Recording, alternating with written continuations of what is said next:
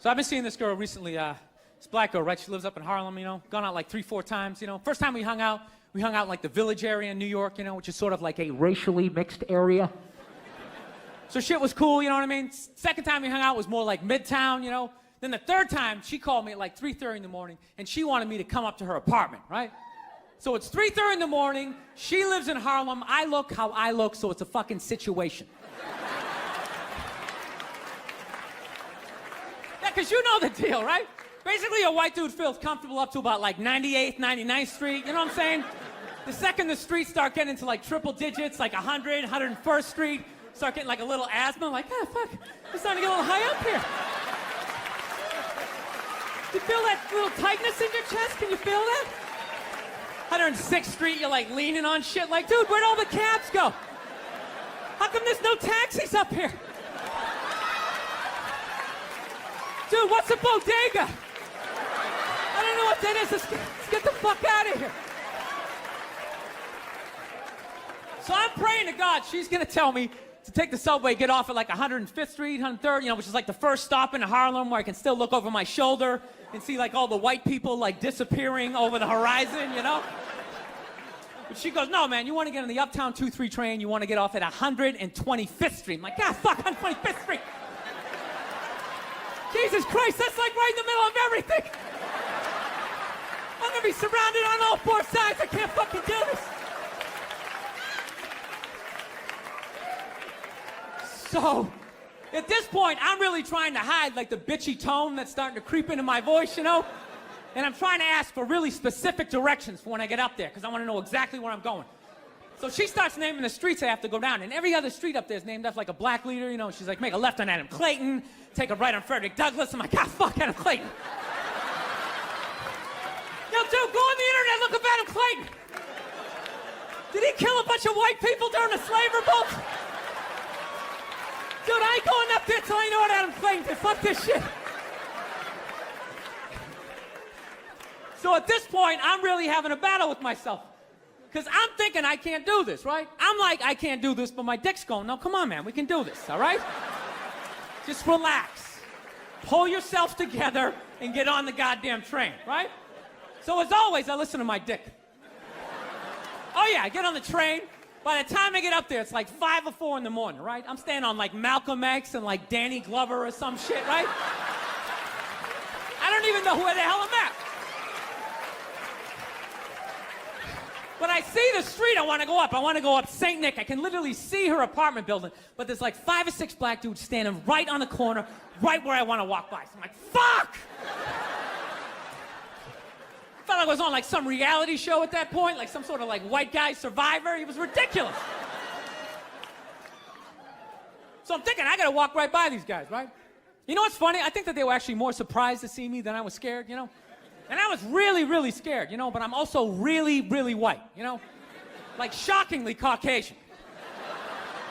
You know what I mean? Like if you're not ready for me, I can like surprise you. No, especially if you live up there. You've probably seen a white person for hours, possibly days. So when I show up, it's almost like magical, like a leprechaun came out of nowhere, you know? Felt like I should have like a little pot of gold, like a rainbow behind me. Top of the morning to you, latte. Kind of danced my way past them. But it's been going all right, you know? Once I get in her apartment, I'm fine, you know? I relax. Sit down, you know, watch a hip-hop countdown. Pretend like I know the groups, you know what I mean? It's just getting there that's a fucking pain in the ass. But, you know, I don't get mad at it, because I figure, you know, black dudes got to go through the same shit, though, right? When you go out to the suburbs, go fuck a white girl, right? Just that same awful feeling of just leaving your people behind, you know, just less and less of you as you're fucking driving out there. Probably start off lean and you're all fucking cool. 20 minutes in, you're driving like 10 and 2, the radio's off. Like, dude, I don't like this shit. I don't like this shit at all. There's too much grass, I don't see any rims. This is fucked up. None of the windows are tinted. I can clearly see white people in every car. This is fucked up. Listen, you guys were awesome. Thank you so much for coming out. God bless you. Thank you very much. I hope you found that educational. Now to bring on a man I'm thrilled to have here. As I mentioned, this comic is simply one of the best in the world. We're thrilled to welcome Bill Burr. How are you? This one over here. What's going on? What's on, man? How are you? How are I you? know, it's confusing. Yeah. Good to see you. Good to see you. I would have dressed up more. Yes, I know. I Look know. at you. You got the pocket square, too? You're killing me. Wait, I don't even own this suit. Well, looks like you do. Looks tailor-made. Little snazzy socks going on. Thank you. Oh, my legs. It is great to have you here. I'm a big fan myself, and you've been doing comedy a long time. Yes, I have. Yeah, I meant that in a good way. How do you think Breaking Bad's gonna end? You know what? I have no idea, because whenever I do the show, like, all they do is they just give me my little scene. Right. So I'm as big a fan as anybody. So it was such a thrill when I finally, I kept bugging my agent, trying to get on, and I finally got a little part on there. It was like getting sucked into the TV. And I remember when they had the clapper, you know, before they go in the action thing, I saw it said Breaking Bad, and I couldn't believe I was there. And so I get little tidbits of information, but I have no idea. Right, but you're a smart guy. So, Oh, he's pandering now, isn't he? I know, you like that? But Yeah. you're brilliant. You're a genius. Is there any clues while you're on set? Does Aaron Paul go home early any days? That's what I'm asking. You know, when they're shooting the last episode? You know? Did you hear a director go, all right, we're stabbing Skylar now? Like, did you? No, they keep it really, really under wraps. I know what you know. That's Really? Yeah. I don't even Like- I wouldn't want to know either. Yeah. People are saying you're the next Louis C.K. Not in a stylized sense, but in like I'm a balding redhead. Yeah. Other than that. Ron Howard, Louis C.K., Yeah. Bill Burr. Yeah, you got to watch out for us balding redheads. We're coming on. Yeah, I think that's pretty much where the comparison ends, as far as I'm concerned, because I am a huge fan of Louis, and when I learned from him. Like, that guy he's the generation or so in front of me. He's also doing like one of the greatest shows on TV, writing, directing, acting in it, and all that. So. Yeah. He's put me to shame, that's what Really? I'm saying. You're on one of the greatest shows on TV right now. I do stand up in strip malls. That's what I do. That's what I do. And occasionally I get some acting work, which is cool. A lot of people know about that famous, that when you took it out on Philly, because they were a bad crowd. Oh, yeah. Your famous rant, Yep. which you've since said you like Philadelphia, and that wasn't the issue. You were just giving... People in Philly don't even remember. Basically, if you haven't seen it, I was doing a show for the Opie and Anthony radio program, and they had this show called The Traveling Virus, and we were doing these like 10,000 seaters, and we went to Philly, and they're notorious for booing people, and they booed the first guy off stage, and I went on like 3 hours after that. So by the time I got up there, it was a complete shit show. And I don't know, they started booing, and I snapped and decided I wasn't going to leave, and I just attacked everything that they loved. And well. Yeah. And you know what? They're so twisted, they actually, they enjoyed it, and then when I came back to Philly, they do it so much, they don't even remember. They were like, oh, yeah. You know, I mean, I've seen them boo. I saw them boo, what was that, Destiny's Child? I saw them boo. For what? Because it was a bad management move. They sang at the NBA Finals. The 76ers were playing the Lakers. So I still remember it. They all came out, and they were wearing these sexy glitter, like, NBA outfits. And one had a glitter NBA one. Another had a glitter Philadelphia 76er one. And then the other one had a glitter Los Angeles Lakers one, for some stupid reason. Oh. So it was clearly, they were like, we don't have a dog in the fight. We don't care. We're whoring ourselves out for the NBA. So they start singing the song, and this comic, Keith Robinson, who's from Philly, calls me up. He's like, you watching this? Because we knew it was coming. And I just remember they ended the song, however it ends, you know, and bootylicious, it ends. And then they just go, and the whole crowd just goes, boo! And for half a second, you saw, who's the Jay-Z's wife there? She just, Beyonce. Yeah, she just goes, like that, and they immediately went to commercial. And I remember watching it, I was like, yeah, I've been there. I've been there. No, I was mad that they cut to commercial, because I wanted to see if she did what I did. Like, you know what? You are sort of crazy. You're the only small gun advocate I know. You're like everyone's like, knowing you shouldn't have guns. Some people are like, everybody needs a gun. You're like, get a small gun. Yeah. Only if the apocalypse happens. No, you get like a 22. It's perfect. Yeah. Which I think you feel like the day the power goes out, you're gonna have to shoot all your neighbors. Yeah. But I feel like you're under. I don't want to like die hiding in the cabinets in my kitchen. You know what I mean? I would like to take somebody with me. I'm not saying that I'm gonna go hunt somebody down, right? But like, you know, and you guys might look at this like this is some crazy gun nut American, you know, but I'm on to you guys where there's something going on up here. I don't know what it is, but like, you know, you lose a hockey game and you like burn down your city, like a riot. It seems so trivial, but that's like, yeah, they always, what is that thing where they say a riot is an expression of, I'm too stupid to remember how I don't know. I know this. I know you're not nearly as happy as Michael Moore tried to make you out in that movie. Like, oh, everybody's up here, you know, just having a good time and leaving their doors unlocked. Nobody ever gets smashed over the head with a bottle. It was such... Oh, no. It just drove me nuts. You guys play enough hockey up here, you get that violent tendency out. Oh, yeah. They make us try to play hockey. Yeah. And then based on this... I'm a huge fan of hockey. I love it. And I love that people don't get it down in the States. I love it. I love it. Why do they let them fight? I can't see the puck. It's like music to my ears. It's like, good, yeah, get out of here. Let's just get out of here. Let me watch it in peace. Do you remember when they lit up the puck for a few years on Fox TV? News, yeah. That was you guys. Do you know? No, but the NHL. Well, No, wait a minute. Time out. The NHL is you guys too. So all the owners had to agree with that. And you all had to be like, we gotta like expand this thing. We thought we'd funnel money into Canada and keep it here, but you guys took it over, like you tend to do. But well, I'm not gonna apologize for that. No, you're big on the, yeah. I mean, that's just business, dude. You're acting like we came and knocked you on the head. You know what we're about. Wait a minute. Oh, yeah. Wait a second. Fellow white person, not native to this country. How did you guys get this up here? Did the Native Americans go, oh, well, we like these white guys. You can have all that land. Jesus Christ. No, I get it. Your shit smells like maple syrup up here. Is that what you're telling me? All right. Yeah. I'll go with it. We'll be back with more with Bill Burr. Yeah. The teams are coming back. Yeah, oh yeah. Up next, more with Bill Burr, who raves about his love for fantasy hockey teams. I don't ever want to be that guy in the bar where the other team scores. And everybody's like, ah, and you're like, oh, but he's on my fantasy team.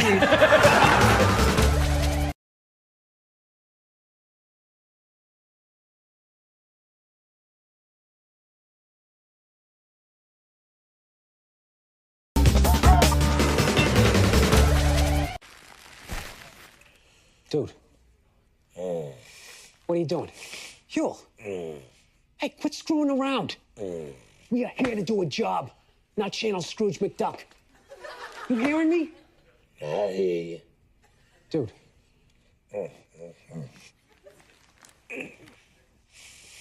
Screw it.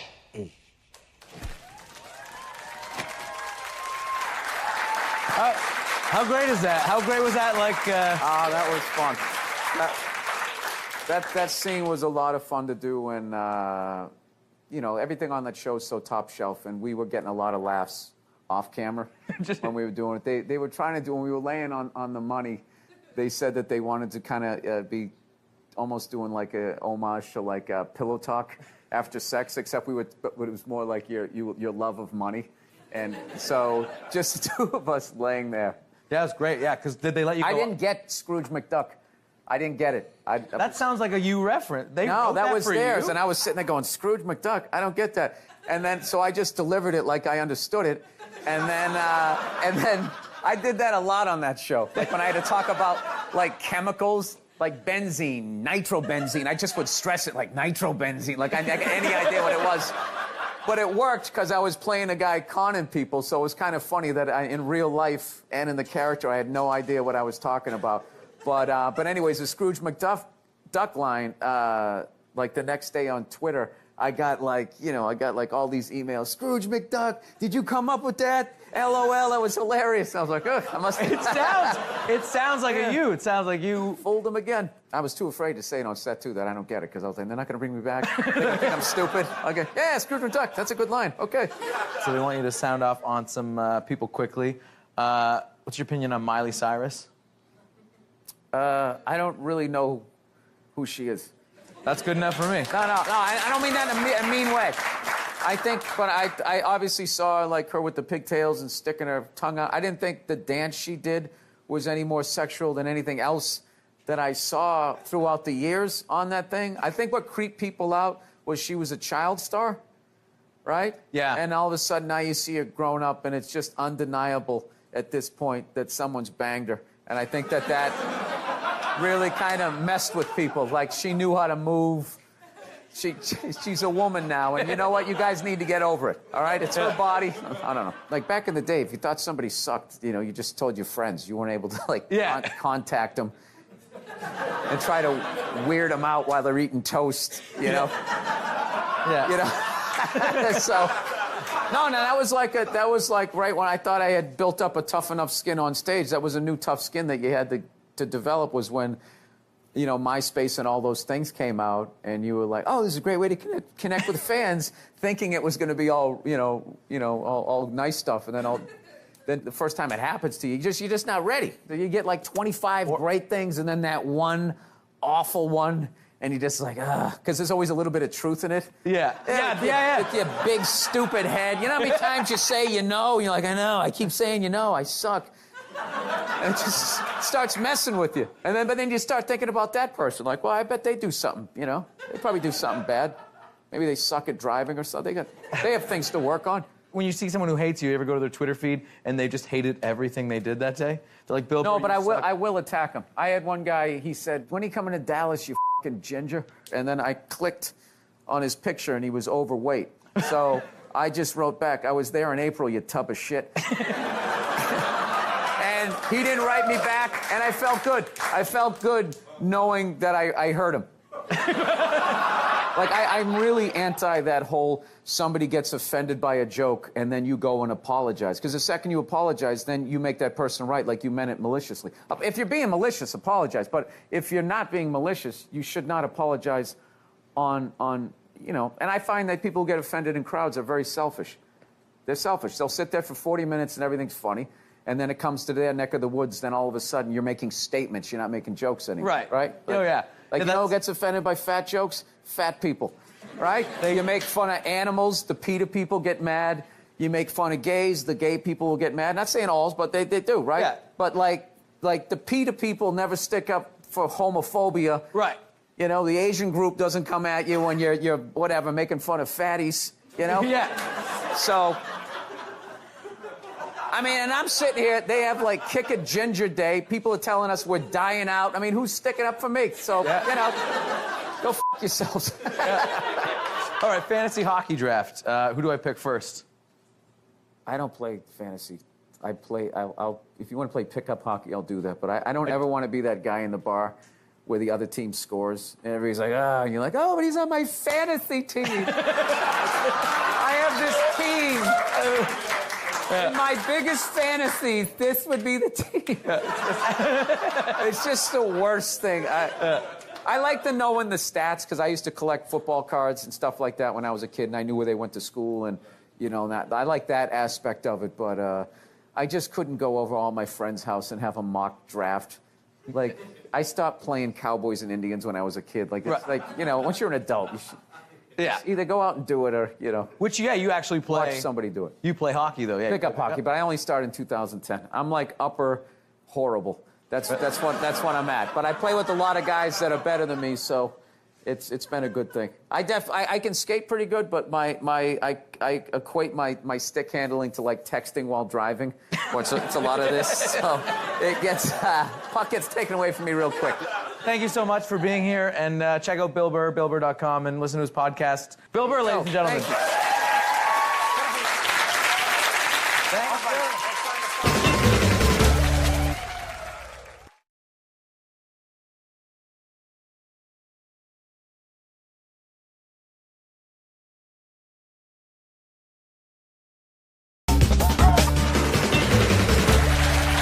Welcome back to Comedy at JFL 42.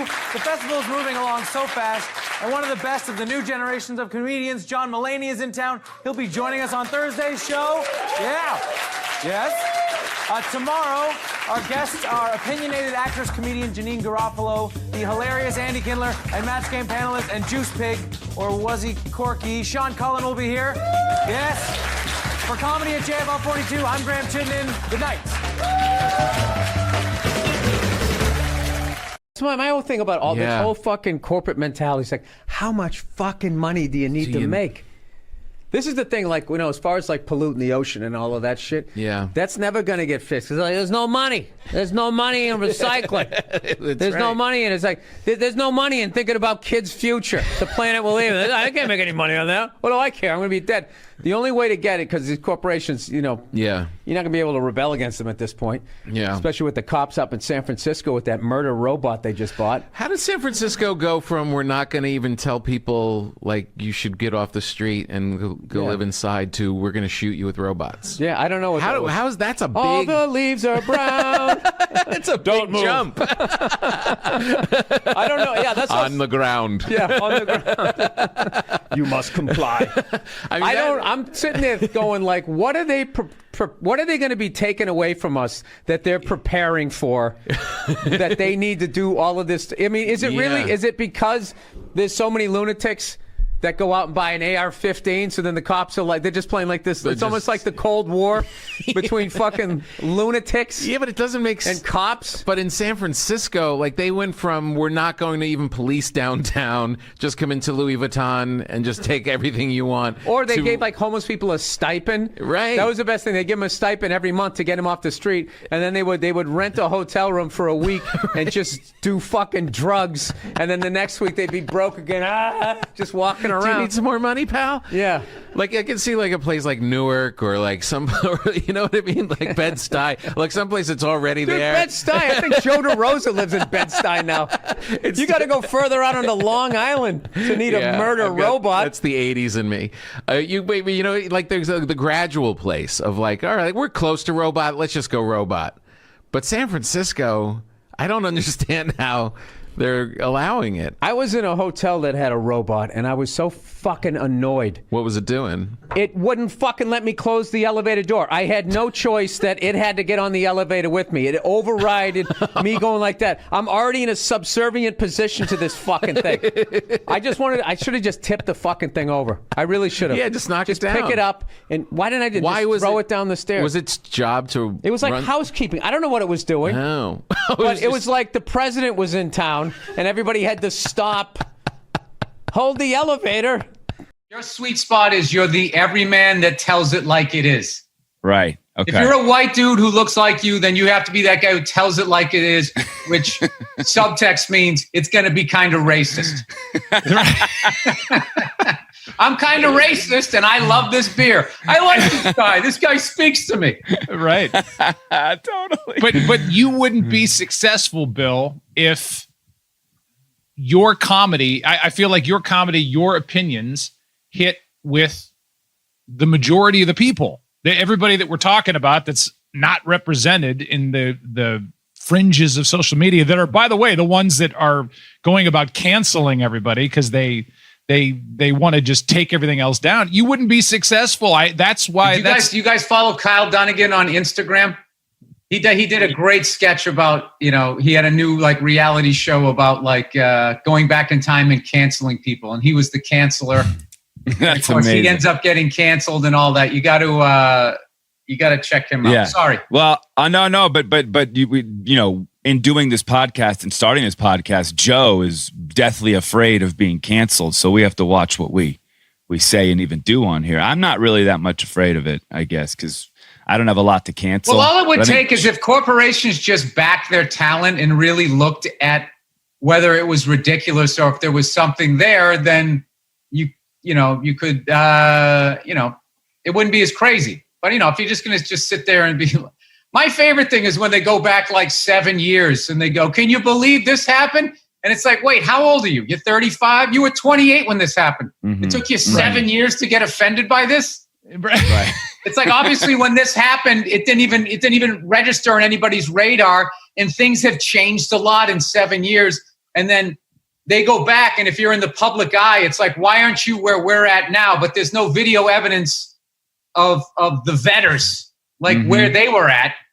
I mean, I said on another podcast, no one can survive a vetting, especially if you're going to tell me what my what I was really thinking beyond what I like. You know what I was thinking more than I do. So I don't know. I don't care. I really don't. So well, I think that after the bankers nuked the economy in 2008, I like how they didn't get canceled. That's a great point. They didn't get canceled. Oil companies dictating our foreign policy. None of them seem to get canceled. But that same guy who works at an oil company, if he was at a food court at a mall and he said, "Hey, nice legs," that would be it. Yeah. Totally. Is this the kind of person we want dictating our foreign policy? Yeah, totally. The head of BP who just spilled 1 billion gallons of oil into the Gulf.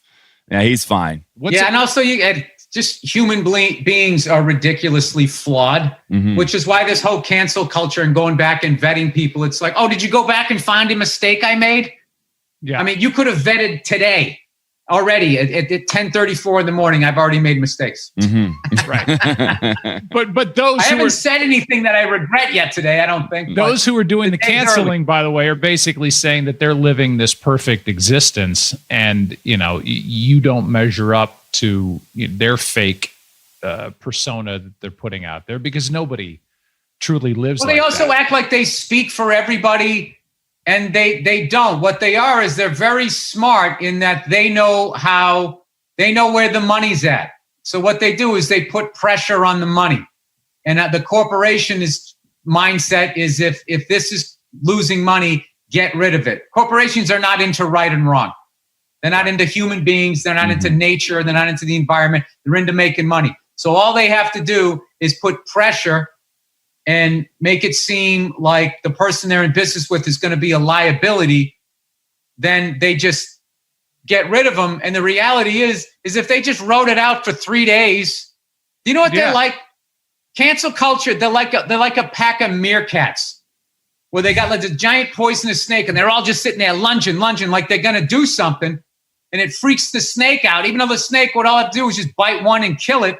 They just sort of psych them out. And the bottom line is there's, and I'm not saying that everybody that they've criticized is not worthy of criticism or everything, but just this whole thing where, I like when they cancel somebody, and especially as a comic, which really seems to be the big thing. You can be a banker. We were saying when, for some reason the bankers in 2008 didn't get canceled, but if you tell like a transgender joke, whatever you're supposed to say, and it doesn't go the right way, then you're done. You can cook the economy, right, and have the greatest generation eating dog food for the rest of their life, even though they paid into this system. That's fine. But if you tell a joke that they don't like, all of a sudden, and then what I love is if the comedian continues on and wants to go see a show and is sold out the show, they then attack the club owner or the promoter and put pressure on them. So it's like, well, wait a minute, hasn't the people spoken? That they want to go, they still want to see this guy, or at least these 400 or 500 people, and now you're parenting these adults. So I just think then it becomes like, it's like, well, what are you guys doing? Because now you're kind of becoming like the Gestapo of the I guess, I don't know, society, how people are supposed to think. But I guess the question is, who are you guys? Like, who the hell who's doing the canceling? I mean, it's a collective social media culture that is doing it? Is it a 15-year-old girl who's canceling people? Like, how is this happening? I think it's a combination of people with, it's a movement. There's always movements in society. So there's some people are part of that movement. I think a lot of people just enjoy the entertainment of watching somebody have, looking like they have it all, and watching them lose it, and watching them groveling and apologizing. And I just think and flexing their muscles and that's another big thing. And getting I felt power. like that happened with a certain comic where he had already apologized for something and then was looking, I'm not going to say the name here, was looking at getting a big gig. And then they came back and wanted him to apologize again. And it's like, he already apologized. So this is just a show of force. Like, look at us.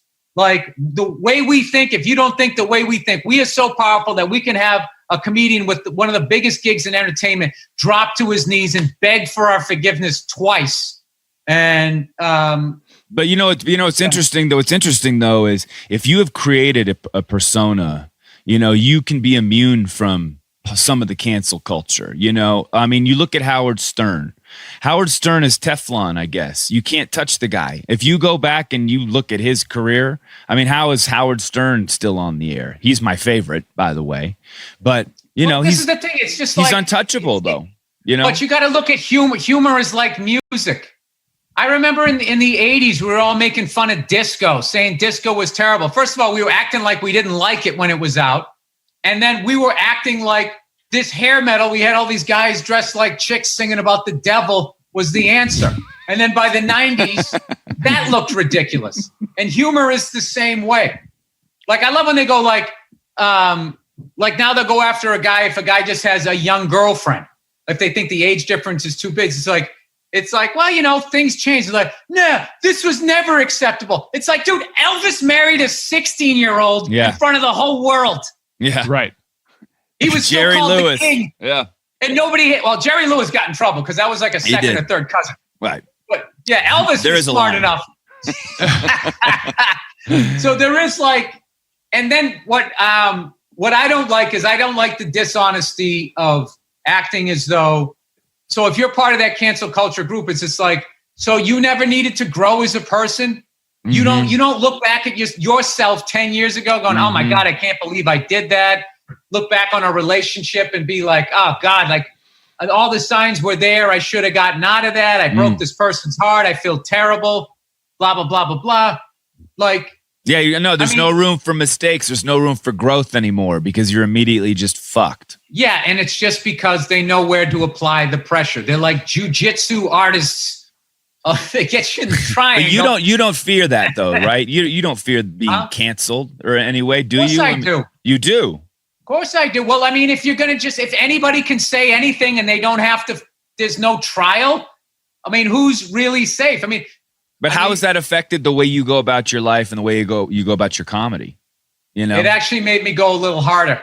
It's just like, all right, well, I mean, if you're going to get in trouble for this shit, I'm going to go down swing. I mean, but also like I've grown as a person as far as like, you know, there's that thing when you first start being a comedian, you have this sort of cartoon idea of what a comic is. And he's smoking a cigarette and he's got a leather jacket and he's fucking talking about all this taboo stuff. So you try the jacket on. Hey, am I a Bill Hicks guy? Am I Lenny Bruce? Yeah. And you know, I went through that period and it's just like, that's not who I am. And then when my life was not going the way I wanted it to, and the more I was sad about not finding love, not getting married, not having kids, the more I was trashing women, the more misogynistic my act got. But it was, when I go back and look at that, I look at it now, it's like, I didn't believe any of that. That was all of my fear of committing to a relationship, dying alone, never having kids. I just didn't have the mental capacity to understand where that was coming from. You know, it's just, but like if somebody would, to look at it now and be like, oh, this is the guy who's going to be the spokesperson for SeaWorld when he said such and such in 2006. You're like, I'm not that guy anymore. I don't believe any of that stuff, but it's like, it's on video. It's like the Nazis. Listen to this. Go. The Nazis' crimes are on video. Yeah. They're never getting let off the hook. All of those other guys, Attila the Hun and all these lunatics, Stalin doesn't have enough video. He didn't have enough video to get to really stick to the Mount Rushmore of evil. He just didn't. So, when you really go back and you look like all the slavery and the genocide of Native Americans, it's not on film. Not enough of it. Like when you read what happened, you got to close the book. It's so bad. But if there was video of what human beings did to other human beings, I think the Nazis opened that show. Mm-hmm. I think they're hosting that. I would say what we did lasted for centuries. What they did was a decade. You know what I mean? Yeah. I don't know. Is there a routine? Shut up, Oliver. Is there a routine? No, you shut up. You shut up. No, you shut up. Is there a routine that's back there that you have that you go, God, I hope they don't find that. I hope they don't go back and look at that. No, because I know it's a joke. It's a joke. And it's just like, I can't, listen, you have the freedom to take what I say seriously, But just because you take it seriously doesn't mean I now meant it. Right. Okay. And if I tell you that I was joking, I know, I mean, I'm the guy who wrote the joke. I know what I was thinking. But how about today? You were saying before sort of how, your insecurities sort of came out in your comedy and you went hard into it, right? Like with, women, for instance, you weren't married, you didn't have kids. You went hard into that. I would say all subjects. But nowadays, though, is that still a part of your comedy? Meaning, are you doing things now that in 20 years you're going to be like, oh, I was, that was me then? Or are you coming from a more pure place? That's hard to say because I feel like because you seem like a happy guy right now. Yeah, exactly. Yeah, I mean, I'm at the forefront of me understanding whatever I am. Mm-hmm. So I hope I keep learning or whatever. But you also kind of hope that you're done. So that you've completed it. So I don't know. I will tell you this though. I have been having a ball trashing white women. Yeah. And just watching how in this whole progressive woke movement, how they somehow divorce themselves of their own white skin and their own white privilege, put it all on white males, and then stuck themselves at the front of the line as far as oppressed people. So I've been having a ball with that. And because it is bullshit. If I see one more blonde white woman, and I just feel like for me it's extra hard because it's me. It's just like, I'm not saying you don't have it harder than me, but Why don't you look over your shoulder every once in a while? You might feel a little bit better about where you are in the line of difficulty. If you were to look at the arc, you're almost at the apex. That's so great. And what kills me is as guys, you have to sit there and listen to that. Yeah. Because you're right here and they're here. I have to listen to them like, they rode over on the Amistad. It's like, no, you came over in an SUV with heated seats. Just stop it. Hey, if you do anything wrong in your life, and I find out about it, I'm going to try to take everything away from you. And I don't care when I find out. Could be today, tomorrow, 15, 20 years from now. If I find out, you're fucking finished. Who's that? That's you. That's what the audience sounds like to me. That's why I don't be coming out doing comedy all the time, because y'all niggas is the worst motherfuckers I've ever tried to entertain in my fucking life. But what they're doing is they're just trying to find targets. And I think that's one of the things that's happening with Roseanne, and it's one of the things that's happening whenever anybody screws up in the media. You just get these people that they want a target. It's a game, and the game is take someone down. The game is call someone out, take someone down, shame them, get the Twitter mob and the Facebook mob, get them after them. Let's go, let's move, let's start a hashtag. I think there is that backlash happening. It's one of the reasons why you've become incredibly popular, because you just don't care, right? I mean, well, I feel like if you have you money and you don't say you, then who's going to?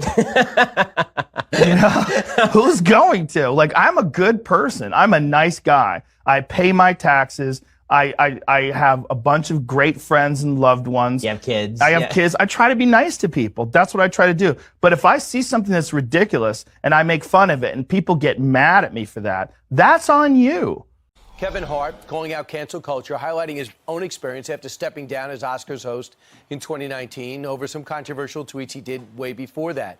Hart says, quote, when did we get to a point where people are supposed to operate perfectly all the time? People get locked up so they can be taught a lesson. When they get out, they're supposed to be better. But if they come out and people go, oh, I'm not giving you a job because you were in jail, they're saying that all life should be over because of mistake.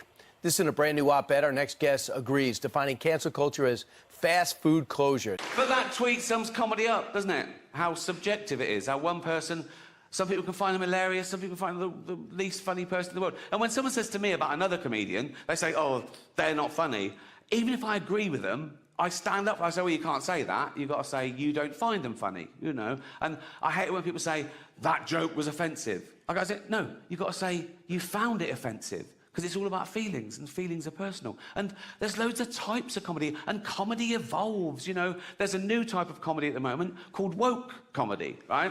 No, it's very progressive, you know. There are some clubs now where the comedian has to sign a thing saying he won't say anything contentious or he won't say anything that could offend anyone. It's a safe space for the audience, woke comedy. And I tried to watch a bit of it, and I decided I'd rather watch Louis C.K. masturbate.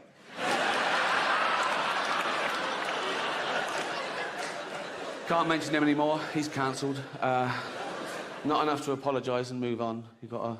Like poor Kevin Hart. See, Kevin Hart, he got the job hosting the Oscars. It was his best day ever. He was on Twitter going, oh, I've wanted to do this all my life, right? And then someone found these 10-year-old tweets, right? That they were sort of childish, sort of shitty, homophobic tweets. It was about his son. He was mucking around. He said, oh, my son's doing so-and-so. I hope he's not gay. There was a massive backlash. He went, oh, sorry, I'm not homophobic, really sorry. He deleted them, right, and said, I'm really sorry. 10 years later, someone finds a screen grab and goes, look, he's done this. Oh, big, the Oscars go, oh, you got to apologise again. He went, no, I've apologised. I can't keep apologising. And he's right. If there's no value to saying sorry and evolving, he might as well just tweet him again. Right? That's how I deal with shit, anyway. But if you're the type of person to revel in someone getting cancelled for something they said 10 years ago, you're just ensuring that one day you'll be cancelled for something you said today. You can't predict what will be offensive in the future. You don't know who the dominant mob will be. You know, like, the worst thing you can say today, get you cancelled on Twitter, death threats, whatever, the worst thing you can say today is, women don't have penises, right? Now, no one saw that coming. There are no 10-year-old tweets of people saying... You won't find a 10-year-old tweet of someone saying women don't have penises. Do you know why? We didn't think we fucking had to. But the one great thing about this pandemic shit is it kind of slowed down a little bit of that cancel culture. You know what I mean? Yeah, it's kind of hard to take your dick out at work when you're at home. You know? Some people still manage to do it. They were in some call, no pants on. All of a sudden standing up, their junk right in the screen. Still figured out a way to get fired. It was unreal. It's kind of good, though, that, you know, those creeps got to take a break, because I felt like cancel culture, they were kind of running out of people to cancel. You know? As much as they wanted to make it seem, there really was a finite amount of people that took their dick out at work. Despite the stats, right? Every 1.6 seconds, somebody takes their dick out and shakes it in a woman's face in a cubicle. You're like, what? Every 1.6 seconds? I must not have been paying attention. Every 3.2 seconds, some man jizzes on a fern and rubs it in a woman's face. Holy shit! I didn't know that happened, right? Yeah, so fortunately, they rounded up all of these fucking animals and they got rid of them, right? But it kind of became like this cottage industry, and it was a way to kind of get rid of some men that maybe were in your way, you know? It's like anything. It always, like, you know, the initial thing, you agree with it, and then it kind of gets out of control. So, I don't know. They kind of ran out of people, and there was this kind of hilarious moment, like last year, where they started to try and cancel, like, dead people. Remember that? All of a sudden, I don't know, where, like, John Wayne was trending. I'm like, what, do they got some found footage? You got a new movie coming out that maybe they shelved? And all of a sudden, it was all these stupid-ass woke white people, right? Oh, my God, did you see what John Wayne said in Playboy in 1971? This is a bunch of fucking white people, all up in arms, about a dead white guy. I can no longer tolerate this. I can no longer tolerate dead for 45 years, John Wayne, saying things in a magazine that doesn't exist anymore. I am here for black people. It's fucking idiots. What kind of a fucking idiot white person refers to themselves as woke? You know, if you actually were socially conscious, you'd realize that white people stole that word from black people. Once again, doing the Elvis thing, right? But you know what? I blame black people for that. One of them fucked up. They were at a party, there was white people there, and they let it slip out. Stay woke, however the fuck you say it, and some white person heard it like, who is that? Oh my God. Stay woke? I want to say that. I gotta say that around my white friends so they know that I'm down. Oh my God, I'm gonna fucking say that. Fucking woke. I'm fucking woke. I'm a woke signaler. I fucking had it. I've had it. I support black people in my white apartment on Twitter. That's what I do. I'm fucking here for you. I see OJ's in the news again this week. What about Norm's series of OJ jokes? Oh, yeah. But is that why you left the show? No, I must say, I now in this cancel culture and everything, I have to say, I no longer take that position with O.J. Simpson. He was found not guilty by a jury of his peers. I accept that. I see him as the greatest rusher in the. That's all he's guilty of to me, is the greatest rusher in the history of the NFL. Yep. Maybe I was the greatest rusher to judgment. All that for that? These days with your comedy, do you feel like you're walking on eggshells at all? Do you feel more like nervous about stuff you tweet and stuff you say just because of the climate we're in and everything that's happened? Yeah, like we're gonna go do stand-up right now. It's mostly trying out new stuff. You don't have the freedom to just talk and free associate and then, you know, carve it back from there. Because usually the process would be you go way over the line, yeah, and then you bring it, you know, and then people go, we hate you, and then Yeah. you take away all the parts where they hate you, and then you're left with the stuff that's not, you know, that's on the line but not over it. Is your starting point a little bit more sort of tamer these days? Oh yeah. It's very calculated and thought out. And Does that hurt your act though? yeah, it's way less funny. Is that right? Other than it being not as funny, it's wonderful. It doesn't hurt anyone's feelings anymore, but virtually no one laughs. So it's a trade-off. But so that's really hurt your career in terms of the fact that you're an eggshell comedian. And I don't think like... I'm an egg, is that a new term? I just made it up just now. Shouldn't comedy be some sort of sacred place where you're allowed to say whatever's kind of on your mind and like, if it's funny, then it's okay? It used to be, you know, like Jerry Seinfeld always says, the audience will let you know. Yeah. You know, when it's gone too far, because they're a cross, you know, representation of the population. Yeah.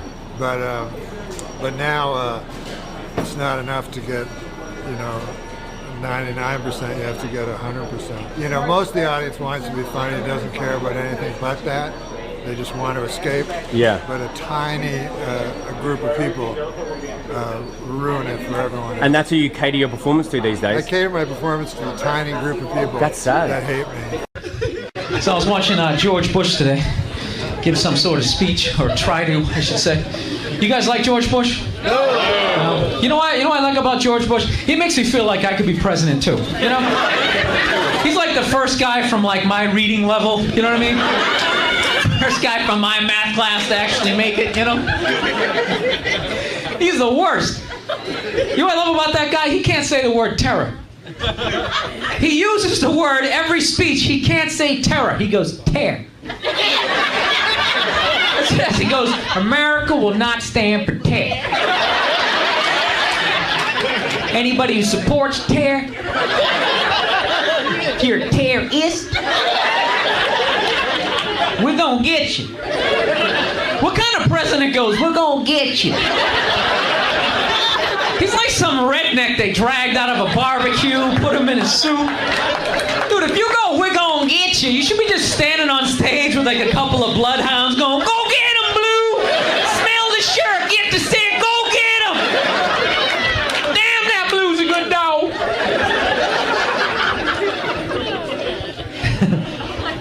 I'll tell you one thing I have realized though. When you go to war, man, that's the one time when you really have to like appreciate rednecks though. You know that? You know why? Because rednecks are like the one group of people that actually like want to go to war. No, they do. They're up for it. That's like their Super Bowl. You know, they're like making dip and shit. You know what I mean? They really want to go. Everybody else tries to get out of it. Like rich people never go to war. You know, you ask a college kid if he wants to go to war, he's just like, I'm taking this sociology class. I think war is like really stupid. My roommate's like half Afghanis, that's gonna cause some static.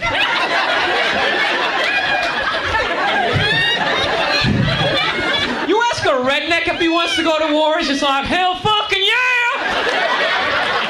I'm ready right now! You just point the direction, buddy, I'm ready to do this shit.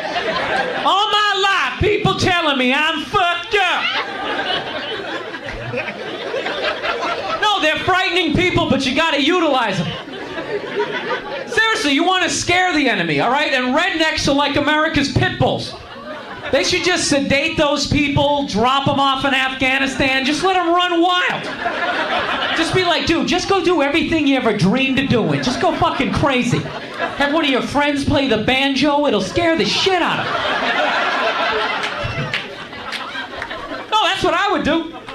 Draft psychos. Don't draft decent people. Don't draft some dude who works at Staples. Fuck that. We need him. Keep him. Go into the swamps of this country. Get people with rabies. Get perverts. Get people who like to jerk off in public, you know? Just get like the cancer of this society. Get like homeless people who like to talk to buildings. Like, just send all that shit over there. Bunch of freaks run around. Where the fuck's the summer at? Just irritate them. Send people over who talk too loud on their cell phones. Yeah, I just got a cheeseburger.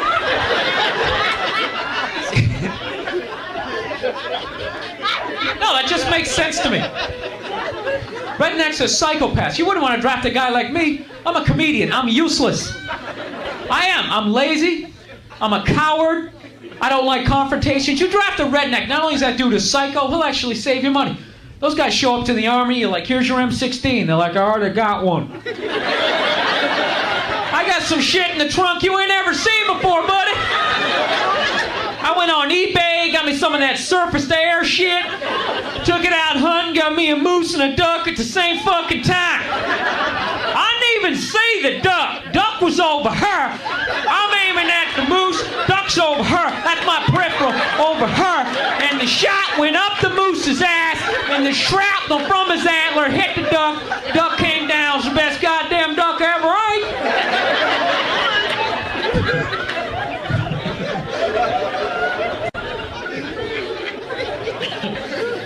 No, they're hilarious. Funny people, but you gotta give it up to them because they're patriotic. They're patriotic people. Those sons of bitches. You'll never catch a redneck at like an anti-war protest going, hell no, we won't go. They're just like, wait, I get to kill people? And I ain't going to jail.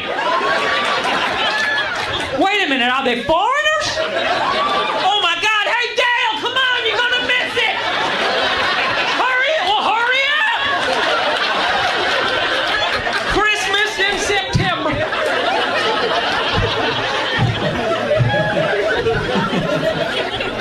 I never do this shit when I go down south. I never do this material. What you talking about, boy?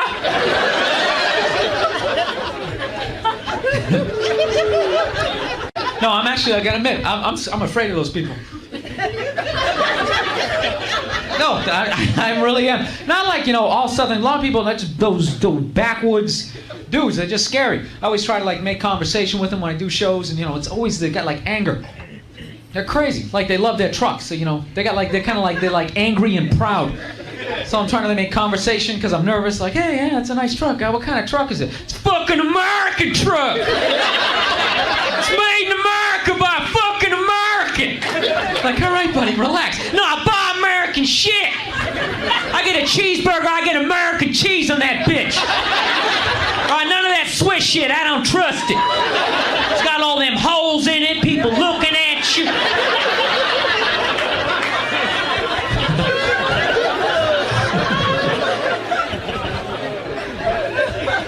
Nah, I get nervous when I go down there.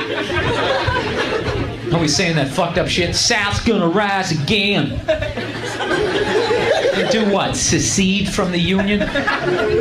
Fucking morons. Shit was 200 years ago, 150 years ago. You know, you lost. Get over it. So, anyways, you know what I'm going... What's that? What?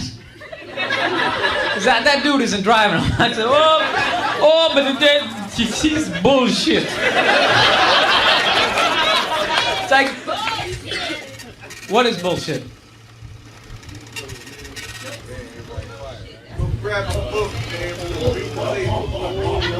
What? Whatever. That's one of those dudes doesn't understand you're doing a character. He thinks that I'm saying that shit. Was my grandmother saying that shit? Is that what it is? Jesus Christ. Huh?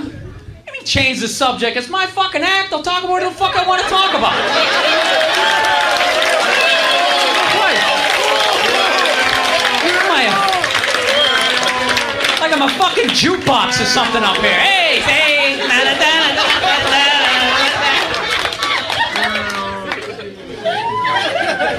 That's really irritating because I was about ready to change the subject. Now I feel like I can't. But you're thinking,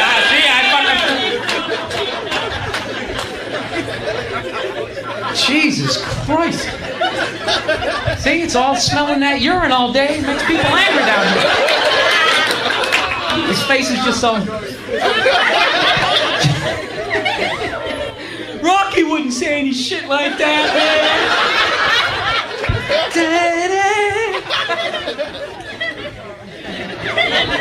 Oh, go ahead. All right, time is flying by here. All right. What is this? All right. Plowing ahead, ignoring the people to the right, just plowing ahead, getting into my own comedy zone, blocking it out. I was watching the Oprah Winfrey show the other night. Is this subject okay with you? Fantastic. I'm just going to clear every subject with you for the rest of the fucking way. This subject is okay, this one is not. This doesn't come up here and beat the shit out of me. That's a difficult thing too when a woman comes at you. That's a fucked up situation. When a woman comes out fucking slang. Why isn't it fucked up? Huh? What? What happened? It was all peace and love and harmony. Huh? Oh, to knock her out? Yeah, that's right. That shit never works though. It doesn't work. I'm telling you, that situation, it's like fucking kryptonite. Huh? It's a comedy show, right? So going on here was a comedy show, and all of a sudden, the crowd is heckling itself at this point. The fucking... Yo, you tell table 22 that table 26 says, shut the fuck up!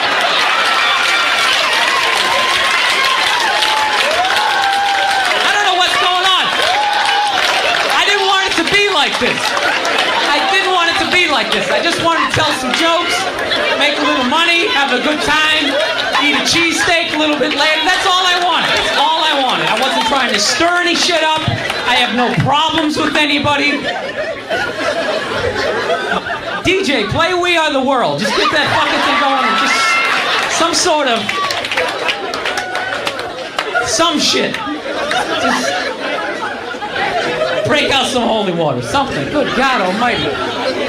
It's always the late show. It's always the late show. People get a little fucking... get fucking crazy.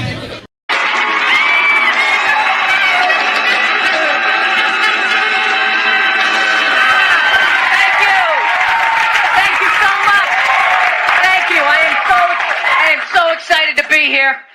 I have been doing stand-up forever, and this has always been a lifelong dream of mine to come here and host Saturday Night Live, so thank you so much for coming out.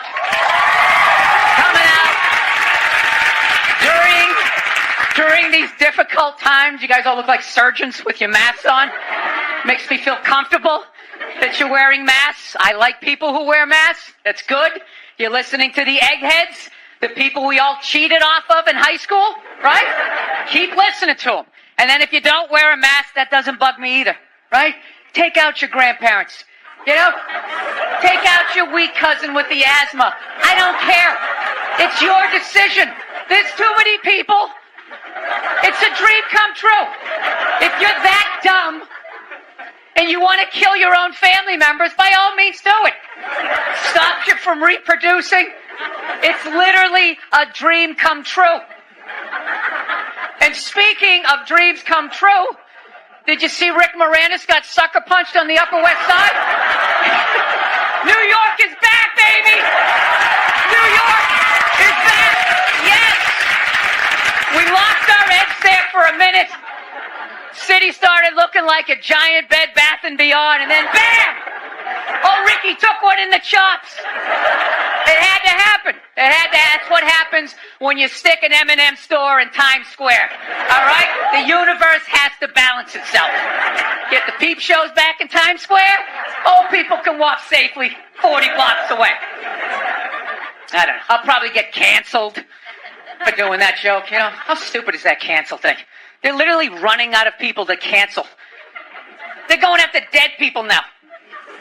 They're trying to cancel John Wayne.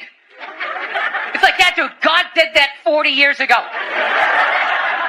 They're all up in arms. They're like, did you hear what he said in that interview in Playboy in 1970? Can you believe that?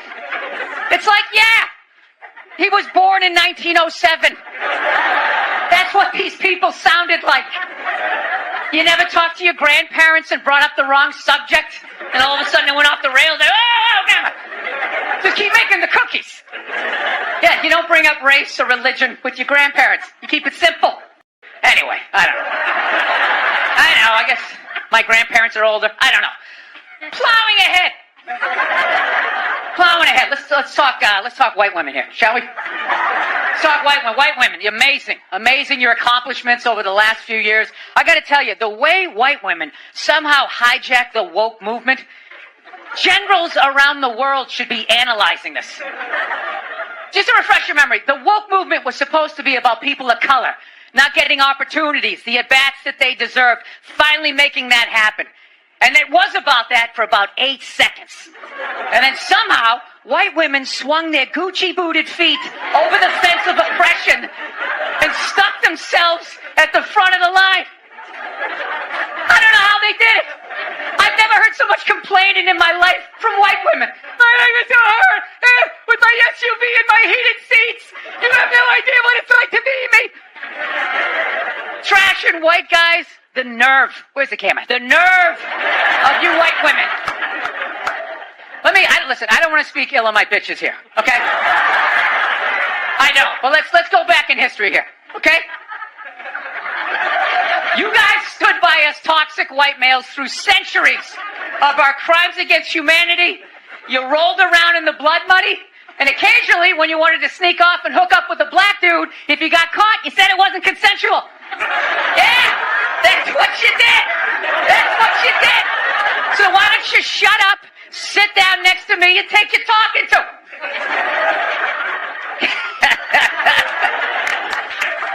Thank you. So, I haven't been in New York for about a year. You know, I was here last year. I was shooting a movie. Had a great time with Judd Apatow, Pete Davidson, and all the guys. Yeah, had a great time. And I hadn't been here in like 13 years, and I immediately noticed how extra crowded the city was. And I was getting all claustrophobic. I'm like, what's going on? How much some people not using safe sex and making all these babies, you know? So I finally walked up to this old New York door guy, and I was just like, dude, what's going on? What's with all these people here? And he was just like, oh, no, don't worry. He goes, it's June. He goes, it's Pride Month. And I'm like, what's that? You know, I'm 52. I never heard of it, right? They didn't have that when I was a kid. He goes, oh, it's Gay Pride Month. And I was just like, oh! Dude, you know when you're just like stuck in the Matrix and you just can't, everything's just pressed up, you can't see anything, and then somebody gives you that little nugget of information that just pulls it back? It's like, why is it so crowded? It's Gay Pride Month. Tank tops! 0% body fat! 2 guys kissing! Rainbow flags! I didn't know that. That's what I learned. The month of June is Gay Pride Month. That's a little long, don't you think? For a group of people that were never enslaved. How did they get all of June? Dude, black people were actually sexually enslaved, they get February. They get 28 days of overcast weather. Sun goes down at 4 in the afternoon. Everybody's shivering. Nobody wants to go on the parade. Look, yeah. How about you hook them up with July? These are equator people. Give them the sun for 31 days. There's gay black people. They could celebrate from June 1st, June 31st, 61 days of celebrating.